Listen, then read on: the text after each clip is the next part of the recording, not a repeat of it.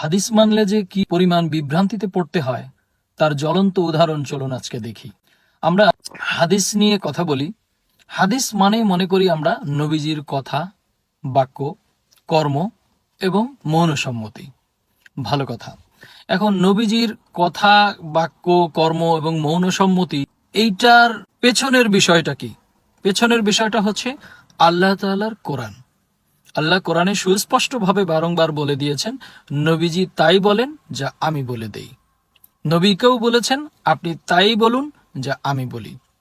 আল্লাহ বললেন নবীর তার নিজের কথা, নিজের ইচ্ছা, নিজের খুশি মতো কোনো কিছু আমার আয়াতের সাথে সে যোগ করতে পারবে না। সূরা হাক্কর 40 নম্বর থেকে 45 নম্বর আয়াতগুলো আপনারা যদি দেখেন, এখানে আল্লাহ স্পষ্ট বলেছেন যে আপনি যদি আপনার কোনো মত এবং আপনার কোনো কথা আমার কথার সাথে মিশাতে চাইতেন, তাহলে আমি আপনার হাত টেনে ধরতাম, গলা কেটে দিতাম। এবং অন্যান্য সকল জায়গায় আল্লাহ বলেছেন যে আপনি কোরআন অনুযায়ী শিক্ষা দিবেন, দীক্ষা দিবেন। আপনার কাজ হচ্ছে দাওয়াত পৌঁছে দেওয়া, হেদায়েত করার দায়িত্ব আমার, বিচার করার দায়িত্ব আমার।